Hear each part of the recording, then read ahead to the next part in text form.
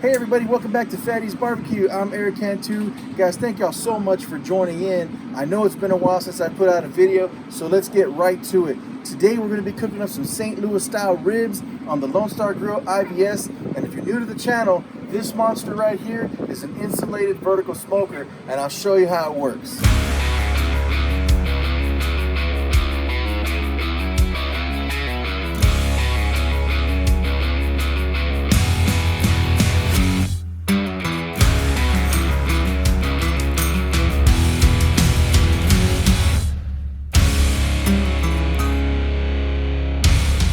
Alright, so as y'all saw, I put those chunks in there, and then I cut them with the chainsaw to about 5-inch sections. This one's a little bit taller than I wanted it to be, but you know, I kind of messed up on that one. But other than that, they're all now covered up with the charcoal. And we're going to be doing about 4 racks of ribs today, nothing too crazy. So I'm just going to go up and down, and even this might be too much fuel, but it's okay. I don't mind it burning out because it actually helps keep this part nice and clean. Up, fly just flew in there, but it keeps this part nice and clean down there. The water burns out, everything gets nice and you know, clean inside, and all I got to do is a quick wipe down at the end of the day when it's nice and cool. But anyway, this right here, this is what it's going to look like, and then I'm actually going to do this number just to kind of close it off, just in case. But that's all that's going to flow right there. So and maybe what I'm going to do is maybe put a couple of pieces of wood, like little skinny pieces of wood over it, and that's about it. I'm going to go ahead and connect the FireBoard, that new FireBoard Generation 2 that I got, guys. That thing is epic. We're going to connect that, and we're going to see how that thing cooks. Last time I used it, it was flawless, so I'm excited to use it here with these ribs. All right, so we're getting it started. Just put a little flame right here in the corner. Not too crazy, not too much pressure on this gas start, because then as you can see, that wood wants to start over there. So I'm trying to keep it right in the corner. I think it would be better if I had one of those little torches, you know. And that's it, guys, just like that. I got the corner started, just a little white. I know it doesn't look like much, but you can see it glowing in there. That's all we need. I got a little, that's that piece of wood right there. That's a piece of wood in there, and it's already caught. So we're just gonna close this up. This thing's gonna start getting up to temp. I'm gonna wanna cook at 225. Most is 250, but 225 is where I'm gonna try to let these ribs cook. But that's it, guys. In case y'all have never cooked on one of these IVSs before, these things are freaking awesome. Got mine from Lone Star Grillz, and it's just, it's been ridiculously awesome. It cooks very, very steady. Got the Tell True gauge on there. But I also, on the top, have my FireBoard probe piped in from the very top. Let me show you that real quick. You can see it's right there. That's why I just keep it when I store it. What I'm gonna end up doing is bringing it down and probably putting it on this second grate right here. And that'll give me just a backup temperature to let me know where I'm at. All right, so I've got it closed up. We just lit that little corner right there. I'm gonna get this part closed. So for those of you who don't have IVSs or never worked with these before, we have what's called the water tray area, right? Or the reservoir. And that's in here. So my next step now is, now that I got the fire lit, you can see some smoke coming from the side, is I need to fill this tray with water, okay? And that's gonna help maintain the moisture, okay? And I'm gonna scrub these down a little bit more. I know it looks a little rusty, but anyway, we're gonna fill this with water right here. Now, some issues that some of y'all might run into, like me, is my driveway is not level. It goes down, right? So what happens is when I try to fill that water over that little hole right there, the water tends, you know, you can't fill it up too much because it all comes this way, right? And not enough water back that way. So you want the water level to be nice and flush, nice and level. So a little trick that I did was I needed to make sure that this is level. So what I did was I had bought this ramp right here. This little ramp I bought for my other beast, my other pit, because it has the smaller caster wheels. And when you try to take it out of your garage, if y'all notice, y'all's driveway or your garages have that little lip right there. Let me see if I can kind of zoom in here. You know, we got this about 1-inch lip. So those caster wheels, it's not good to hit them against that. You got to have a little ramp. So that's why I bought that ramp right there. But it also comes in a good use because if you see, I just roll my off-road package on that, and it actually gives my IVS a little tilt that way. So now I'm nice and level. So when I fill this up with water, the water is going to be nice and level, and nothing is going to try to overflow or fall into my firebox area. Okay, so that's just a little tip or trick just in case some of y'all are new to the IVS game. You want to have it nice and level. So just filling it up with water, and you'll know when your water level's low because the smoke will start coming out through that and out the top stack. Check this out, man. I picked up this FireBoard 2. It's the 2nd generation, guys, and this thing is freaking awesome. Let me kind of tell you a little bit about it. You'll see me, hey, what's up, people? But look at the display screen there and how big it is. You can see the 6 ports, and then you know, it's got right here where I can put the drive, and it's all the way down right there. This is the fan drive right there. Now I'll do an in-depth review on this a little bit later on. I used this one time already and it came out just flawlessly. And now my initial reaction to this thing is it's just made a lot better than other things I've seen out there. This is actually pretty heavy. It's a lot heavier duty than the FireBoard 1. Now the FireBoard 1 I had also, and that thing lasted, I mean, it still works. It still works really, really good. I had a couple issues with the probes going out, but that was my fault with its heavy wear and tear. And I smashed these little, you can see these cables here. I smashed them in that beast pit, you know. So nothing against FireBoard. It's my fault on those, so I had to order more. But let's go ahead and turn this guy on here. Okay, it's kind of hard with one hand. Hopefully I can turn it on. There you go. So I have this fully charged right now. You can put a battery into it, which will be a cable right there. You can put your direct power into that right there, but this battery is fully charged. And all I have right now is my ambient temp going straight down into the IVS, right? And what I do is I just put it right there on top, guys.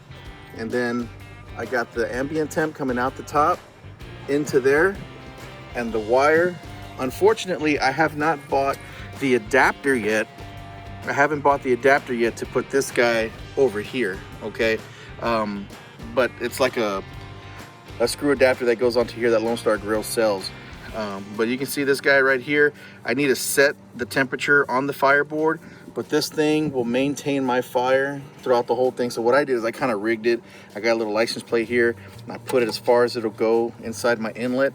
And then if you look, I'm gonna close my inlet just right there so that the only air coming in is gonna be from this drive, okay?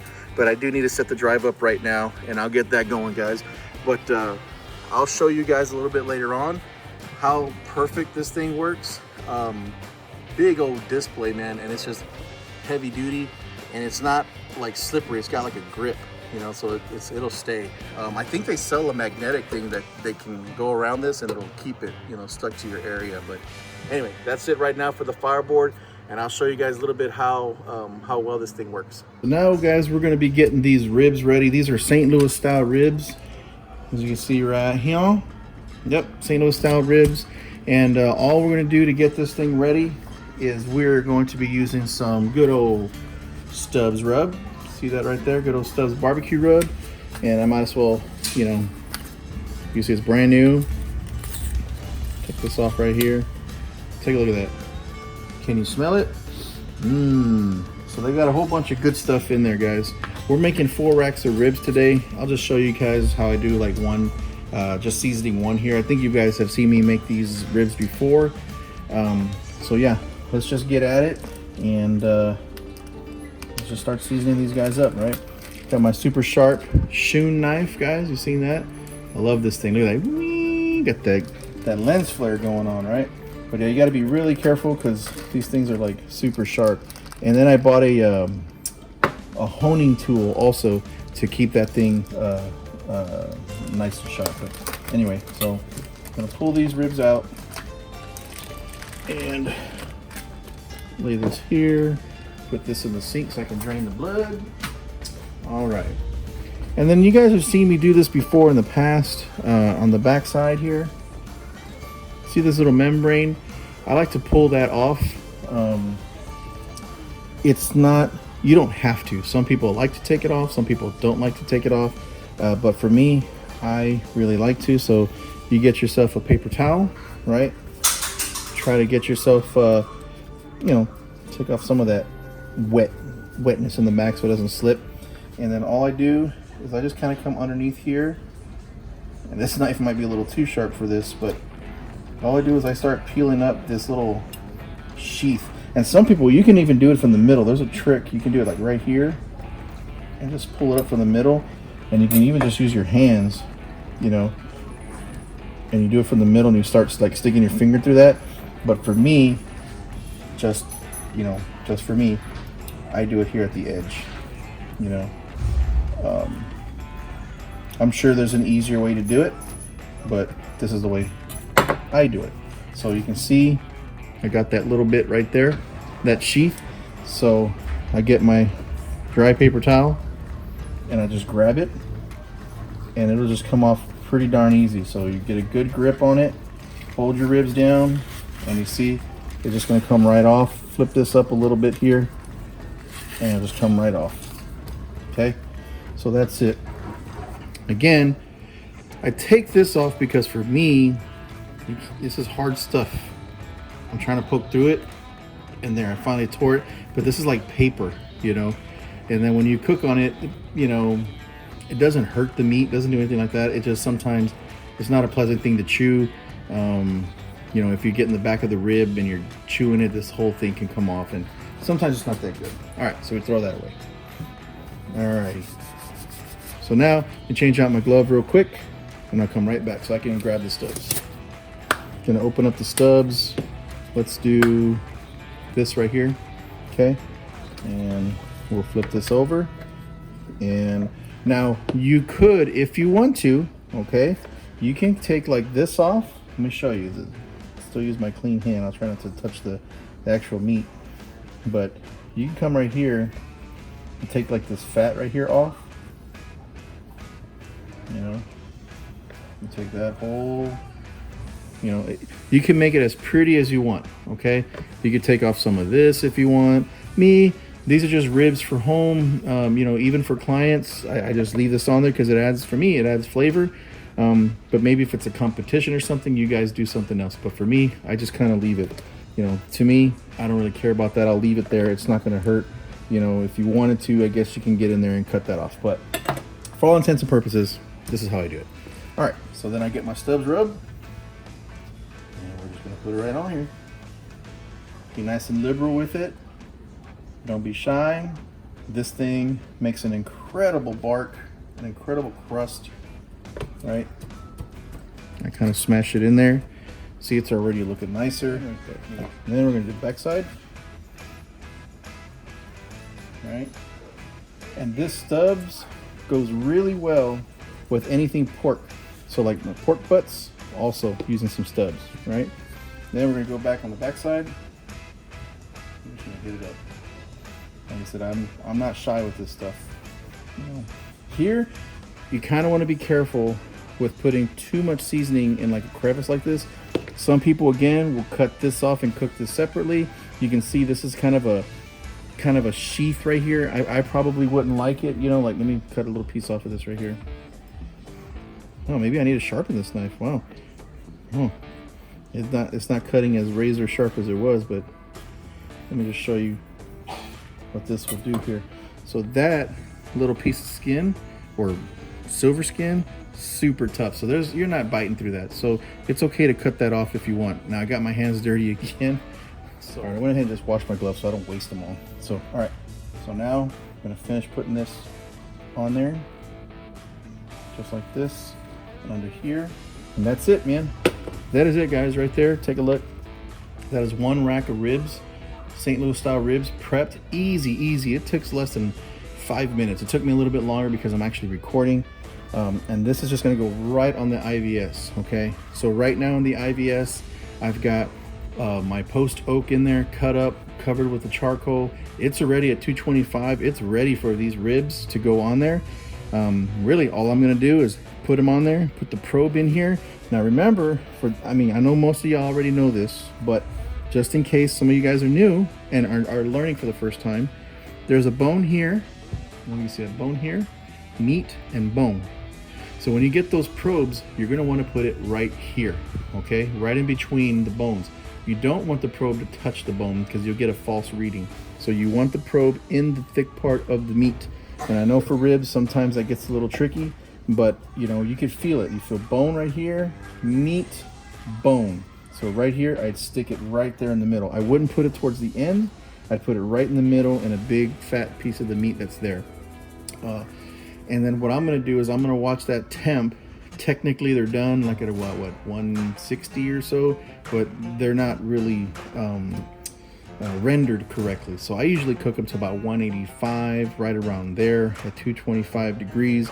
And you'll notice that when you pick them up, they'll have a nice, you know, bend to them, and then the meat will start coming off the bone. But we'll show you that a little bit later on once we got these things cooking and they're ready to come off.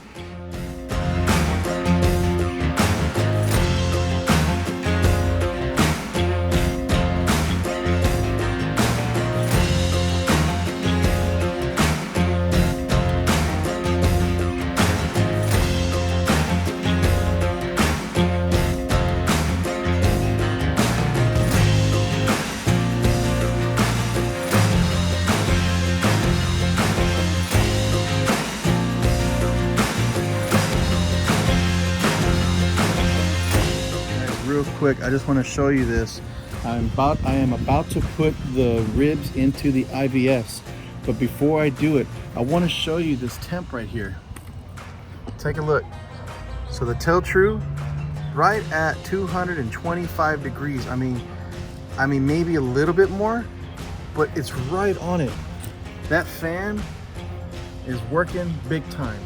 And like I said, I've got that FireBoard. It's that FireBoard 2 that I have connected. Sorry about the jumbling here, but it's that FireBoard 2 that I have connected to this thing, and that drive, that fan, this thing holds temp as it is perfectly, like really well. But sometimes I would have it go to like maybe 240, maybe 250. Sometimes it drops just a smidge, and I have to kind of adjust a little the ball valve. But it never goes like 300, 325, nothing like that. It's nothing crazy, right? But now that I have it paired up with the FireBoard and the drive, the fan drive, it's insane. This thing is right at 225. And what I'll do is I'll see if I can go through the app, because I've had this thing going for a while, and I'll take some screenshots and I'll try to look at the average, you know, of the fire, so y'all can see that I'm not lying. I'm not trying to pull anything. I'm not sponsored. I'm not doing none of that stuff. I'm just telling you how it is and how amazing this is, guys. So that FireBoard 2 is just working really well. Now I know the FireBoard 1 still has a fan drive that you can connect to it, but I think you just got to get a little wire or like an adapter or something like that to go on there. So I would check out their website. But like I said, I picked up the 2 only because I really wanted to, I needed some more probes first off, right? And then I was like, well, if I'm going to spend some money on that, we might as well go ahead and get the whole FireBoard 2, you know? So we went ahead and did that, upgraded, and I still use the FireBoard 1 if I got a big cook. It still works, you know? I just need to buy some more probes. But anyway, guys, I just wanted to show you that. And we're getting ready to put on these ribs, so we'll come back when I'm ready to put these ribs on. Now, guys, I'm not this, you know, big-time pit master or grill master. I'll never claim to be the best at anything. You guys know me. I'm pretty humble. I'm just a guy that just likes to barbecue, and I'm fortunate enough to have, you know, these Lone Star Grills pits. You know, they're pretty awesome. But I started with like the charred grillers, and those things work great as well. They have a little more leaks in them. You kind of got to seal them up. You got to take a little more care with them. You got to watch them a little bit more. But if you put something like that FireBoard, I'm pretty darn confident that that thing is going to hold your temp as well, and you can throw a couple briskets on there and not be worried about those things fluctuating. Because I remember when I had that char griller, it was like I'd be at 225, and then all of a sudden, boom, 325, 300, and I was all over the place, and I really had a hard time with maintaining temp on those pits. And once I went to the Lone Star Grill, that beast, man, that metal was so thick that it held temp perfectly, but I did have to keep putting wood every hour, right? And then when I went to this guy, man, it really kept the temp like where it needed to be. This is like a set it and forget it type of deal, you know? And now that I've paired it with the FireBoard, it's making life a whole lot easier, guys. So really, guys, take a look at the FireBoard, and if you have a chance, go take a look at Lone Star Grills and their pits and what they might be able to offer for you guys. All right, so we're gonna unlock it and get these ribs on, guys.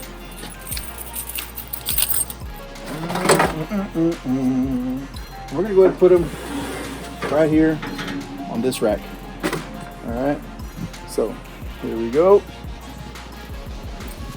We're gonna see how many racks of ribs we can actually fit on here. I'm thinking maybe three per level. Heck, you might even be able to do all 4 on one thing.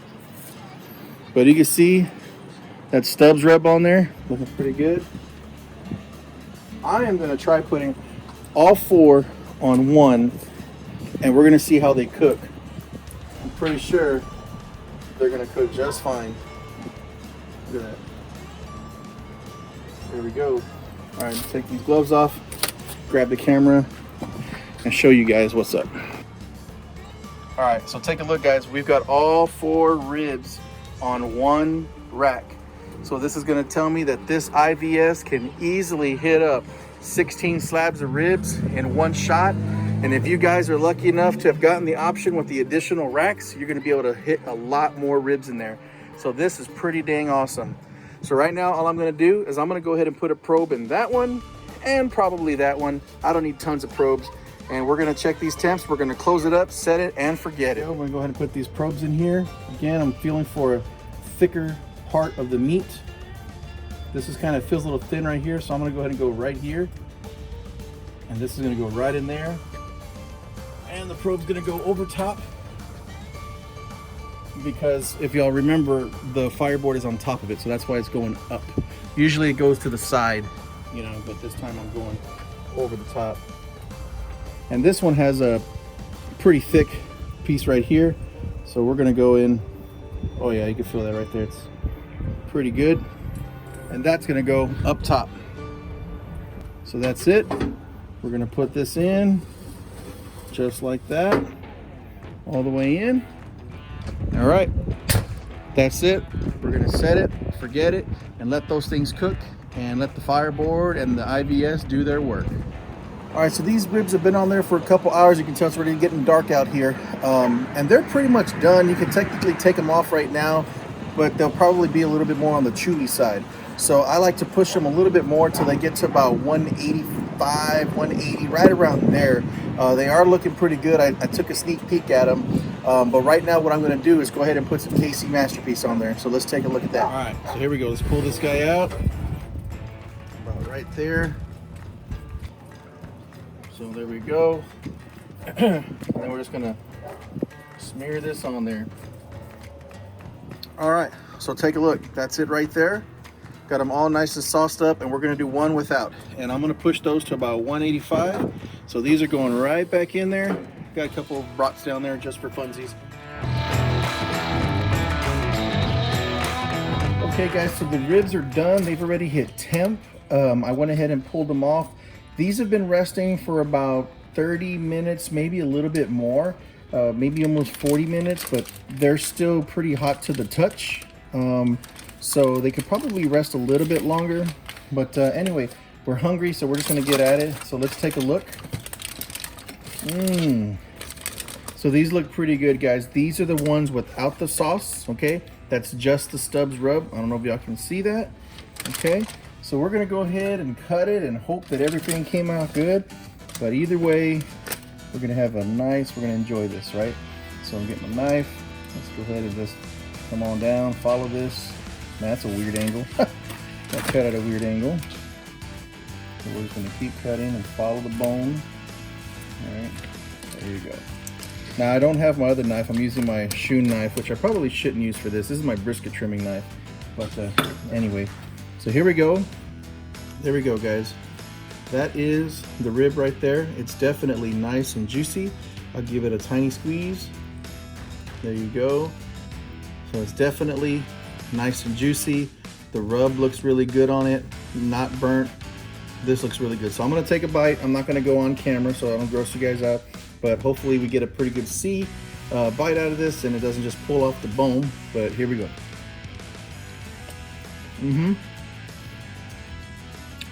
Sorry about the nasty noise, but that is really good, guys. I want to say these took about maybe 3 hours to get another bite. Yep. And I think that's a little bit of that skin that didn't come off. If you look at the time lapse, I had a hard time getting some of that extra skin off of the back. Usually it comes off real easy, but for whatever reason on these ribs, I had a hard time pulling it off. So I think some of it stuck right there. But guys, really, really good. Very good rib. The whole rib. Maybe that looks pretty good to you guys there. So these are good. We're gonna put this back together just like that. Makes it look like a whole rack, right? So put that together. Scarlett's coming, the kids are coming. They're ready to eat, guys. I hope you enjoyed this video. Like I said, it's super easy to make these things. It's really, really easy. Here, guys, I'm gonna just give them this rib and they can all play amongst themselves with that rib. And we're gonna cut these up. But as a matter of fact, let's go ahead and try the ones with the sauce. There you go, right there. And these might even be a little more on the well done side. We'll find out. So let's go ahead and cut. Let's find the middle. About right here.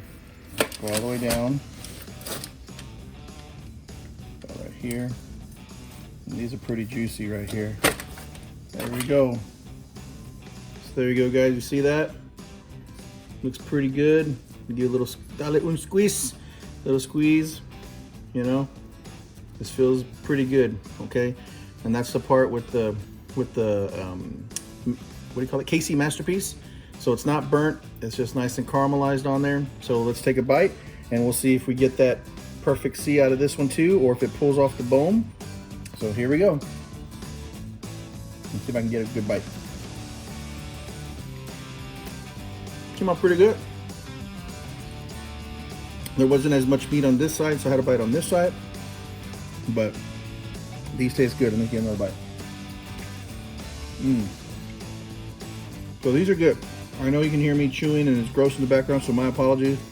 That part's gonna be really good. Oh yeah. That's one of my favorite parts right there. It's got a little bit more fat content. It's always really juicy there. So yes, guys. So ribs came out good.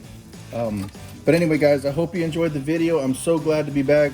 Hopefully I'll be able to make more videos for you guys. And again, I really appreciate all of you guys' support.